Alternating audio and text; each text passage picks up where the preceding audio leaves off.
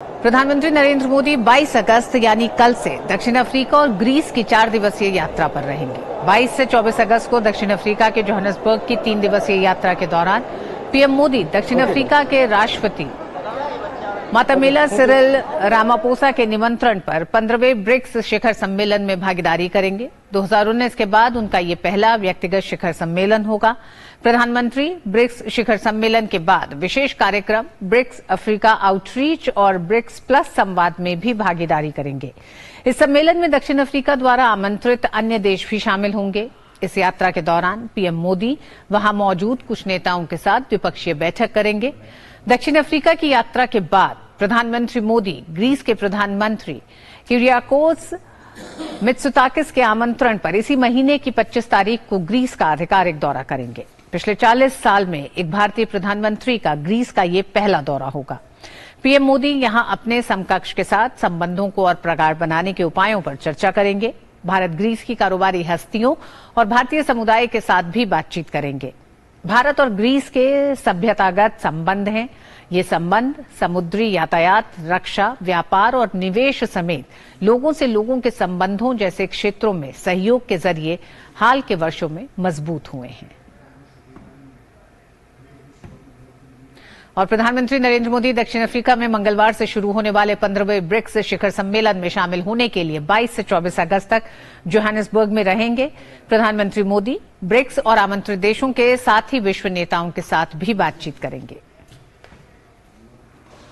प्रधानमंत्री नरेंद्र मोदी दक्षिण अफ्रीका में मंगलवार से शुरू होने वाले 15वें ब्रिक्स शिखर सम्मेलन में शामिल होने के लिए 22 से 24 अगस्त तक जोहानिसबर्ग में रहेंगे। पीएम मोदी ब्रिक्स नेताओं के शिखर सम्मेलन में भारत का प्रतिनिधित्व करेंगे।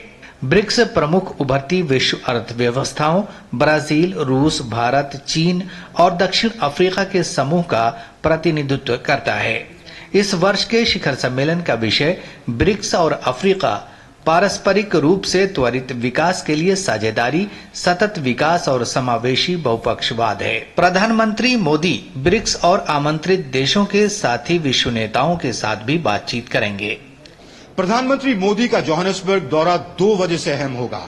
पहला, उनकी इंटरवेंशन लीडर समिट पर वो क्या भूमिका देखते हैं डेवलपिंग कंट्रीज की, विकासशील देशों की दुनिया के इकोनॉमिक और पॉलिटिकल वर्ल्ड ऑर्डर में, क्योंकि भारत की ये एक की प्रायोरिटी है ग्लोबल साउथ भारत की G20 अध्यक्षता के दौरान। और दूसरा, उनकी मुलाकात चीनी राष्ट्रपति शी जिनपिंग से अगर वो मुलाकात होती है, क्योंकि 19वें मिलिट्री कमांडर्स मीट पर भी दोनों भारत और चीन अपने ईस्टर्न लद्दाख में चल रहे बॉर्डर विवाद को सुलझा नहीं पाए थे।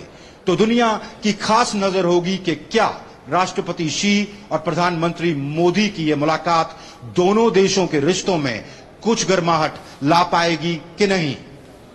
ब्रिक्स 2023 संस्करण में प्रमुख प्राथमिकता वाले जिन मुद्दों पर विचार विमर्श को आगे बढ़ाया जाएगा, उनमें जलवायु परिवर्तन पहल के प्रति साझेदारी विकसित करना, भविष्य के लिए शिक्षा और कौशल विकास में बदलाव, अफ्रीकी महाद्वीपीय मुक्त व्यापार क्षेत्र के माध्यम से अवसरों को खोलना, महामारी के बाद सुधार को बेहतर करना और सतत विकास पर 2030 एजेंडा, शांति प्रक्रियाओं में महिलाओं की सार्थक भागीदारी के साथ बहुपक्षवाद को बढ़ावा देना शामिल है।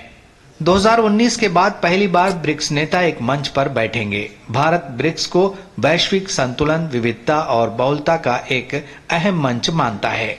ब्रिक्स समूह का विश्व जनसंख्या में 40% से अधिक और वैश्विक अर्थव्यवस्था में लगभग 26% योगदान है। जोहानिसबर्ग से अमृतपाल सिंह और शुभेंदु घोष की रिपोर्ट, डीडी न्यूज।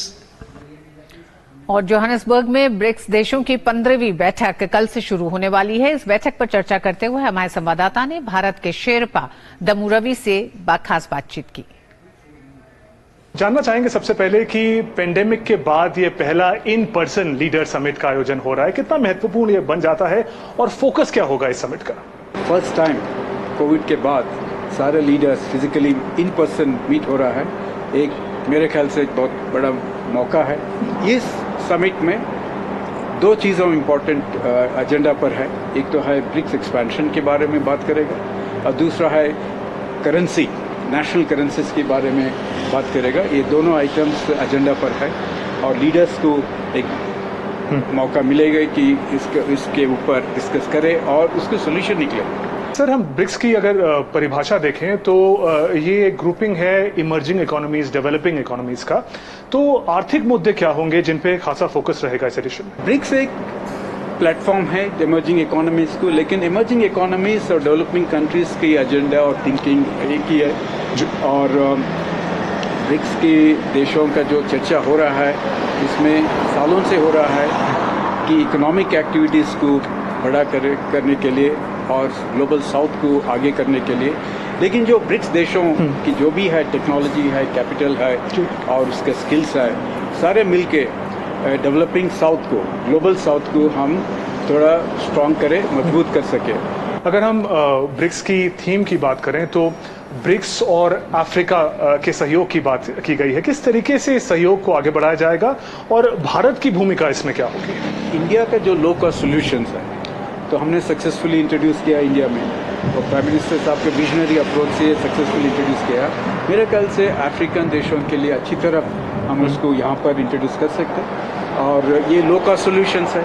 अब देखो वुमेन लेड डेवलपमेंट की जो भी एलिमेंट्स है उसमें, और millets for food security, lifestyle for environment, जो क्लाइमेट चेंज और एनर्जी के बारे में इसको हम लाना काफ़ी ज़रूरी है, इम्पॉर्टेंट है इस समय पे।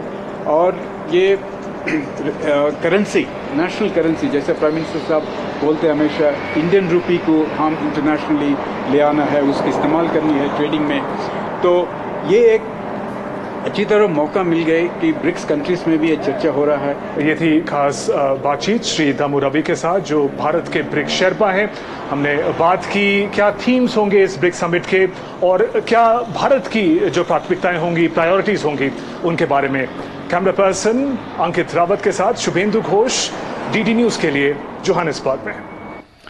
और इसी के साथ जोहानिसबर्ग में रहने वाला भारतीय समुदाय भी प्रधानमंत्री के दौरे को लेकर काफी उत्साहित नजर आ रहा है। आइए देखते हैं।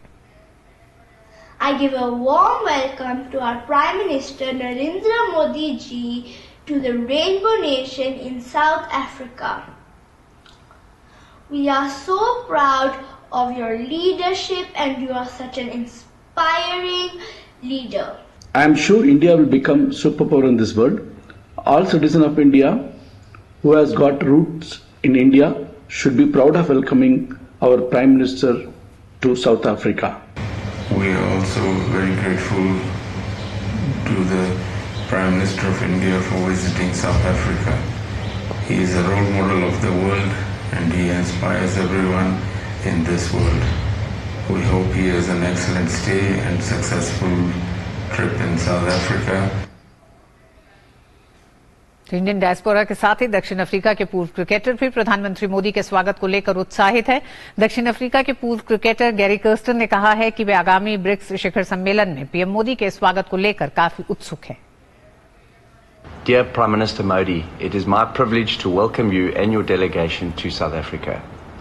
I've been very fortunate to spend lots of time in India during my playing and my coaching career. I also have many fond memories during my time coaching Team India and was always so grateful for the support of the proud Indian people. This year will also be very special for global cricket when the World Cup returns to India. It promises to be another great sporting spectacle and no doubt will be enjoyed by the millions of cricket fans throughout India. Finally, I wish you and all the global leaders the very best for the upcoming BRICS Summit. दक्षिण Africa के ही पूर्व cricketer Jonty Rhodes ने भी प्रधानमंत्री मोदी के आगामी Johannesburg दौरे को लेकर खुशी जताई। Namaskar, Modi ji. I have just spent 2 wonderful weeks with my family in incredible India, and now it's our turn to welcome you to South Africa. So, Sawubona, Dumela, Huchanet. I really hope you are well, sir. Welcome for the BRICS conference, and we know as South Africans that you have a massive role on the international political and economic scene, and we thank you for your inputs.